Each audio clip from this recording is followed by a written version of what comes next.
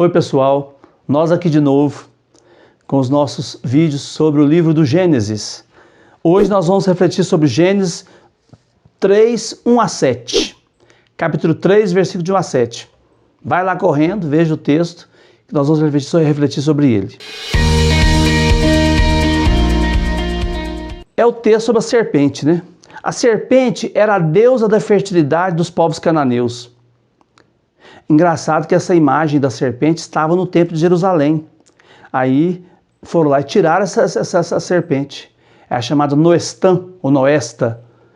Está em capítulo 2, segundo livro dos Reis, capítulo 18, versículo 4. Falando dessa serpente lá no templo de Jerusalém. Interessante também é que os rapazes e as moças eram atraídos à prostituição sagrada no templo. Tinha relação sexual lá no templo para ter proximidade com a divindade. Então tinha as prostitutas sagradas e os prostitutos sagrados.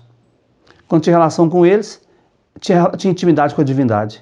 Israel abominava isso, né? Isso, entre os povos cananeus e pagãos era muito comum, né? Em Israel era proibido, né? O livro dos Números, capítulo 25, proíbe. Deuteronômio 23, 1 Reis, capítulo 14, proíbe essa prostituição sagrada. Israel, quando fala da árvore do conhecimento do bem e do mal e a árvore da vida, Israel deixava de comer do fruto da árvore da vida, que no caso é a lei de Moisés, para comer da árvore da religião dos cananeus, que era a serpente, a deusa principal. Israel chegou a matar seus primogênitos em honra ao deus Moloque.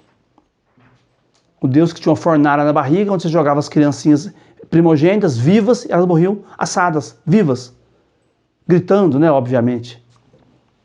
Então, essa proibição está no segundo livro dos Reis, capítulo 16, capítulo 21, Jeremias 7 também fala sobre isso. Então a serpente levou Israel a romper a aliança com Deus, abandonar a lei de Deus, que é comer da árvore do conhecimento do bem e do mal, se rebelar, né? Abandonar a árvore da vida e assumir a religião dos cananeus, os povos pagãos vizinhos. E a serpente era esperta, né? Capciosa, né? Ela falou assim, ó, Deus não disse para não comer de todas as árvores do paraíso, mas Deus não falou isso, é mentira da serpente, né? Deus falou, da árvore da vida vocês podem comer o fruto, quer dizer, para ter vida, né? Para ter imortalidade.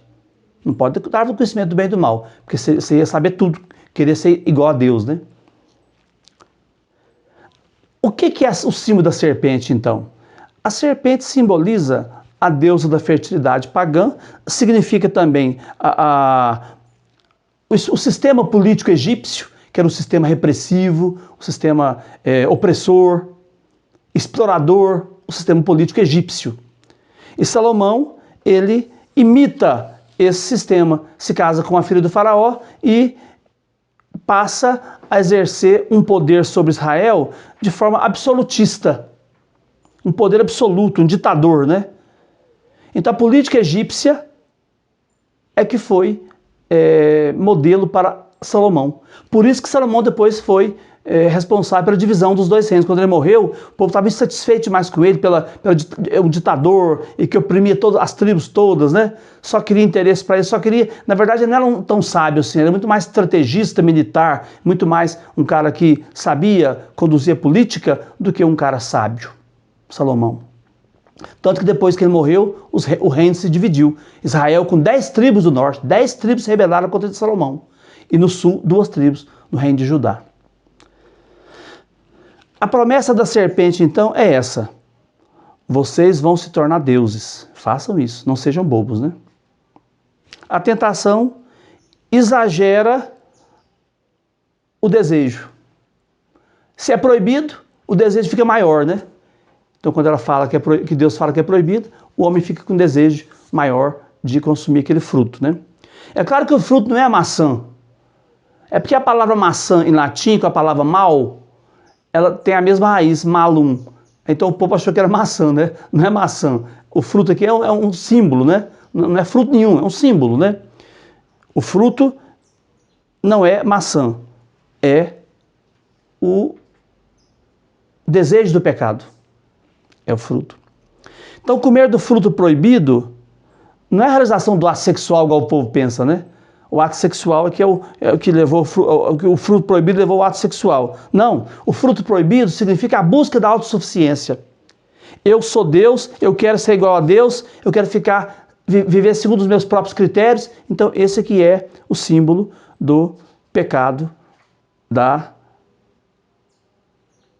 original, quando a gente fala pecado original, pecado do primeiro homem, né, da primeira mulher.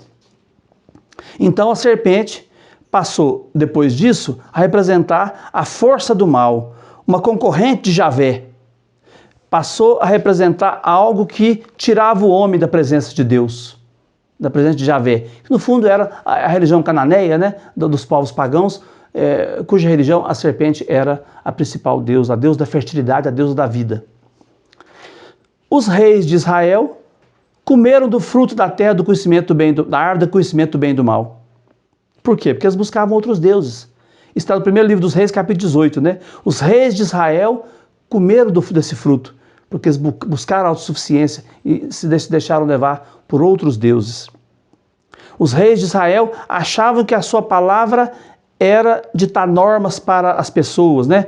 Normas do bem e do mal, né? Achando que tem um discernimento absoluto, que entende tudo sobre o bem e o mal. Essa era a postura dos reis de Israel. Na verdade, depois de Salomão, quando o reino se dividiu, muitos reis reinaram no norte, muitos no sul. Os que o povo gostou mesmo foram Josias e Ezequias, só.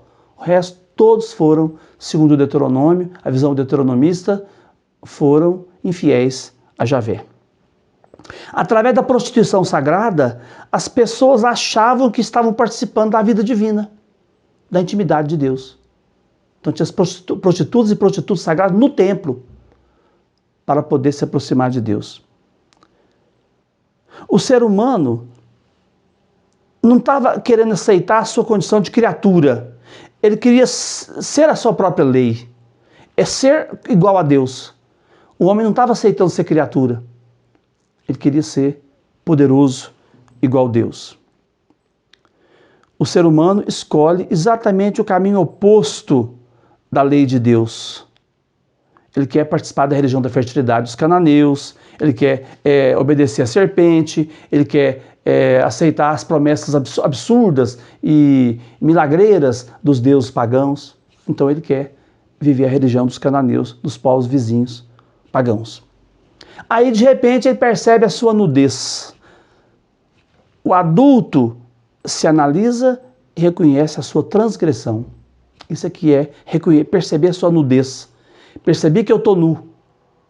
Aí eu ponho uma folha, ou uma roupa, né? Uma identidade. Percebi que eu estou nu. É exatamente isso, né? Reconhecer a transgressão que ele fez em relação à lei de Deus. Quando o homem não observa a lei de Deus, ele percebe a sua descendência, a sua dependência do Criador. Ele percebe a sua nudez, ele percebe o seu erro. Não observou a lei? Ele percebe. Observou a lei? A sua nudez não me incomoda. Então a nudez aqui está ligada à observação da lei. Não observou a lei? Ele percebe da consciência pesada, ele sabe que ele errou, que transgrediu, acontece alguma coisa com ele, aí ele percebe que transgrediu a lei de Deus, percebendo a sua nudez. A pessoa só percebe a sua nudez quando ela amadurece. Quando ela percebe que transgrediu a lei, que ela perdeu o paraíso. A criança não percebe. O jovenzinho não percebe. Só percebe aquele que é adulto, na fé. Percebe que transgrediu, percebe que fez coisa errada.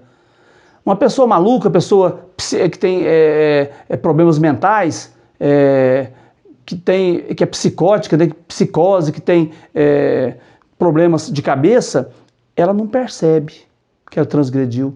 Faz as coisas sem problema, não tem remorso do que fez, do ato criminoso que fez.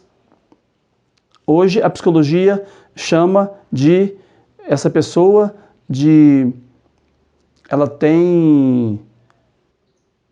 ela não consegue perceber que errou. Ela é psicótica, né? Ela não percebe que fez o mal. a pessoa só percebe que fez o mal quando ela se contrapõe à lei e é adulta. Veja no Google o paralelo entre Gênesis capítulo 3 com a epopeia de Gilgamesh, que é lá da Mesopotâmia, um dos escritos mais antigos da humanidade. Um escrito sumério, lá na Mesopotâmia, escrito 2000 anos antes de Cristo. 2000 anos antes de Cristo. A epopeia de Gilgamesh é muito parecida com os textos bíblicos, né? Tanto o Enuma Elish, que é da criação, quanto a epopeia de Gilgamesh. Enuma Elish, epopeia de Gilgamesh. Vai lá no Google que você vai entender muito do livro do Gênesis, porque o paralelo é muito forte. Por hoje é só. Não se esqueça de ir lá no nosso canal no YouTube e se inscrever. Se não for inscrito, se inscrever. E se já for inscrito, ver os vídeos, acionar o sininho e compartilhar com seus amigos. Um abraço. Fiquem todos com Deus.